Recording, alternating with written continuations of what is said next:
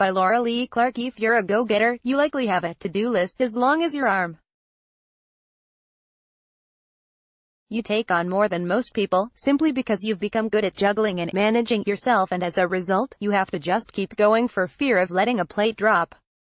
You probably have goals with little rewards attached to them that you work towards all the time too. When I get this piece of work done, I'll be able to relax a bit, you tell yourself. When I get the kids back to school, I'll start going to the gym, you say. When I get this guest blog post handed in, then I'll feel better. You're not alone in this. And on the surface it seems logical to focus on getting tasks completed, so you can take them off your list of things to do. If you get enough tasks done, then of course you'll make overall progress. It makes perfect sense, doesn't it? But what if I told you that there is a better way? What if there was a bit of mental gymnastics you could do that would change everything? The way you feel, the way you perceive your day-to-day stuff, and the speed at which you achieved what you really wanted in your life. Interested? Well, keep reading. Your focus is creating more stuff to do. What you probably don't realize is that focusing on short-term goals only creates more short-term goals. You probably have heard that what we focus on is what we create. But by focusing on getting stuff done, you're inadvertently creating more stuff to get done. Real success lies in being able to have your big goal, your ultimate result, in mind and be on a joyful journey to fulfilling that bigger picture goal. This means that instead of being focused on the immediate minutiae, you need to put some focus on the big picture. But if I'm dreaming of the big picture, I can't focus on the immediate results, you might say. Herein lies the paradox of time. Real success lies in being able to simultaneously hold two seemingly contradictory concepts in mind at the same time. What we're talking about is being able to see and create the big picture and the future, whilst remaining in the present moment and attending to the immediate tasks. I recall hearing how the measure of someone's responsibility is laid out in time scales. Those with more responsibility and power see farther than those they lead. This is what makes them leaders. Take a simple example of people working in a company. The owners of a successful company are planning 12 to 18 months down the line, with a vision of where they want to be in 5 years or more. The managers plan for the next 3 to 12 months.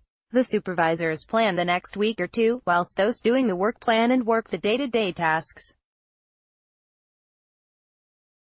By contrast, most of us live our lives dealing with the next few days, weeks and months. Great leaders and visionaries like Martin Luther King, Nelson Mandela and Mahatma Gandhi had visions for their respective nations that spanned way beyond their lifetime even.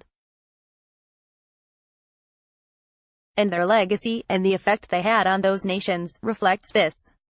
Hold in mind the long-term vision, whilst operating completely in the present moment, and you can't help but become a powerful force for good. Retweet this: the power of the present moment. So you need to think in long time scales to be more effective. Yet the only power you have is in the present moment. We dilute our effectiveness as soon as we come out of the moment. We worry about the past, we project about the future. This is the paradox. You need to be perfectly poised in the moment, and pull back your awareness and energy from everything else. Then you need to use the long-term pictures to direct and guide that power, and pull it into your reality.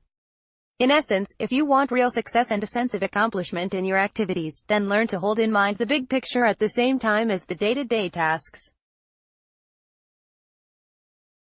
How your attitude towards time dictates what you are able to affect. If you want to lead and contribute on a larger scale, then have a vision for outcomes that lasts longer than the next few months. Stretch yourself to imagine what you'd like to be building over the next 10, 20 years. If you decide you want to leave a legacy, start creating a concept for your life and work that isn't about you anymore, and envision the effects over the span of several hundred years. Keep this enormous time scale in mind and heart whilst remaining in the present moment, and you can't help but become a powerful influence for the good of the planet. Okay, so how do you actually do this when you have to get stuff done? Well, this isn't a two-line answer. There is a process, a system.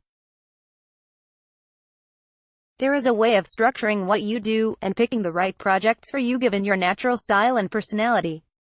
When you get this clear, it frees you up to do more of what you love and create the headspace to hold in mind that big vision whilst being in the moment. But it starts with some groundwork. I'm going to talk about this groundwork in an